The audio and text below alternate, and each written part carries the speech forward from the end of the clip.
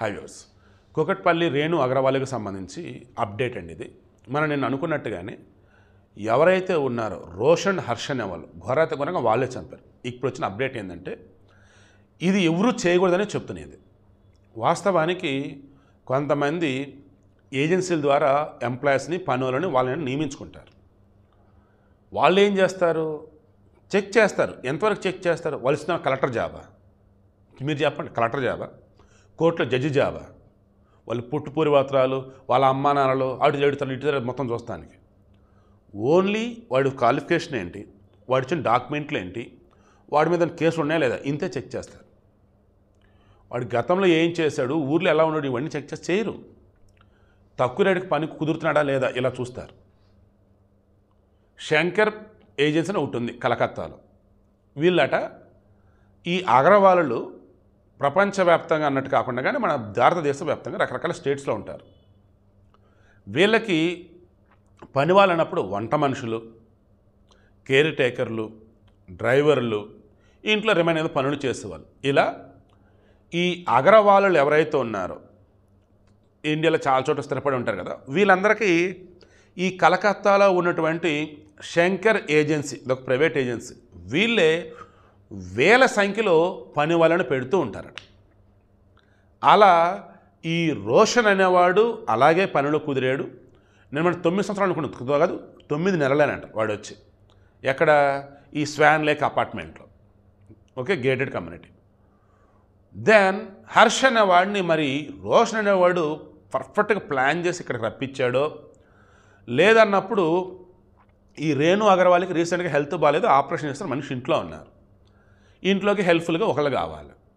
ఒక లేడీని పెట్టుకున్నా సరిపోయేది, లేదా లోకల్గా ఉన్న వాళ్ళని విచారించేసి వాళ్ళతో పెట్టుకున్నా సరిపోయేది.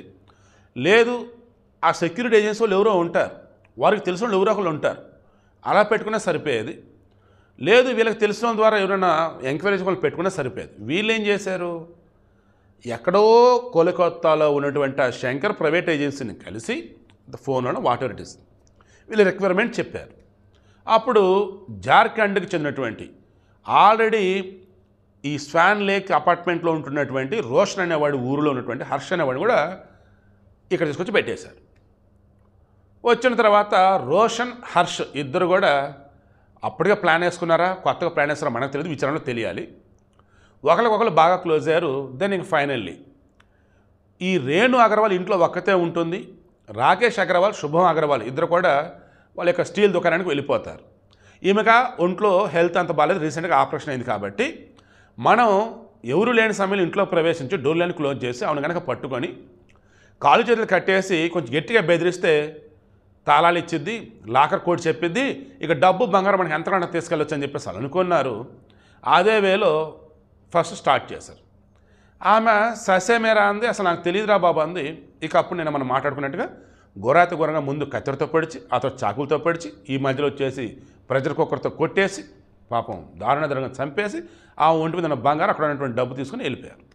సో ఓవరాల్ నేను చెప్తున్నాను, మరలా చెప్తున్నాను, ఈ వీడికి మెయిన్ పర్పస్ ఇప్పుడు ఆ ఏజెన్సీ వాడు ఎవడైతే ఉన్నాడో వాడు ఈమె హత్యకు బాధ్యత వహిస్తాడా, నెంబర్ 1. నెంబర్ 2, ఆ ఏజెన్సీని హైదరాబాద్ పోలీసులు అప్రోచ్ అయ్యారు.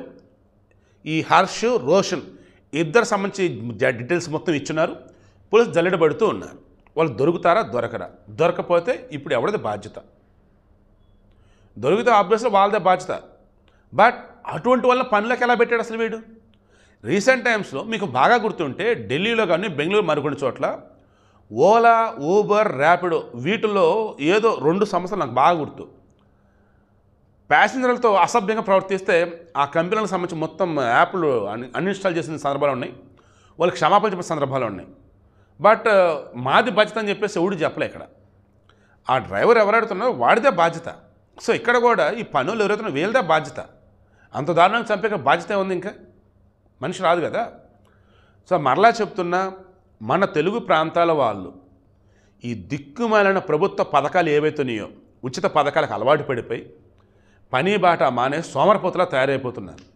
దానివల్ల ఇక్కడ ఉన్నటువంటి వాళ్ళు బయట నుంచి ఎవరన్నా పట్టుకొస్తున్నారు. వాళ్ళు ఎవరు అంటే బీహారు, జార్ఖండ్, పశ్చిమ బెంగాల్, ఉత్తరప్రదేశ్ ఇలా చెప్పుకుంటూ పోతే 1,00,000 మంది నార్త్ ఇండియా నుంచి వస్తున్నారు. వాళ్ళు ఏంటి, అక్కడ వచ్చేసి వాళ్ళ ఊళ్ళల్లో అంత లగ్జరీ లైఫ్ కాదు, ఉన్నంతలో ఏదో బతుకుతూ ఉండాలి. ఈడకొచ్చాక లగ్జరీ లైఫ్ చూసి వీళ్ళు ఇక్కడ ఒంటరిగా ఉండటం కానీ ఎక్కువ డబ్బులు ఉండటం కానీ చూసి తీసుకొని వెళ్ళిపోదామని చెప్పేసి అనుకున్న మూమెంట్లో అయితే వాళ్ళు ఇస్తే పట్టుకెళ్ళిపోదాం, వాళ్ళు చెప్తే పట్టుకెళ్ళిపోదాం, వాళ్ళు చెప్పలేదా ఇవ్వలేదా చంపేసి వెళ్ళిపోదాం. ఇలా మైండ్ అలా ఉండిపోతుంది. అవునో కదా మీరే క్రాస్ చెక్ చేసుకోండి. It's my sincere request. అయితే మీ పని మీరు చేసుకోండి. బోల్డ్ అని మెషిన్స్ కూడా అవైలబుల్గానే ఉన్నాయి. వాషింగ్ మిషన్లు ఏంటి, క్లీనింగ్ మిషన్లు ఏంటి, వ్యాక్యూమ్ క్లీనర్ అంటే బోల్డ్ అని ఉన్నాయి. వాటితో మీరు పని చేసుకునేలాగా చూడండి. లేని పక్షంలో మీకు తెలిసినటువంటి వాళ్ళు తెచ్చి పనిలో పెట్టుకోండి. అలా కాదుకూడదు అన్నప్పుడు చుట్టుపక్కల వాళ్ళని వెరిఫై చేసి ఎంక్వైరీ చేసి క్రాస్ చెక్ చేసి అప్పుడు వారితో పనిలో పెట్టుకోండి. ఎక్కడ కలకత్తా, ఎక్కడ హైదరాబాదు, ఎంత అగ్రవాళ్ళకి సంబంధించేసి పని మనుషులు వాడు సప్లై చేస్తూ ఉన్నా ఎంత బ్లైండ్గా మాత్రం దయచేసి పెట్టుకోకండి. ఆ ప్రైవేట్ ఏజెన్సీ నేనే తప్పు ఆడుతున్నా, బట్ ఎక్కడో ఉన్నోని చూసి మీరు ఇక్కడ పనిలో పెట్టుకోవడం అంటే అది కరెక్ట్ కాదు.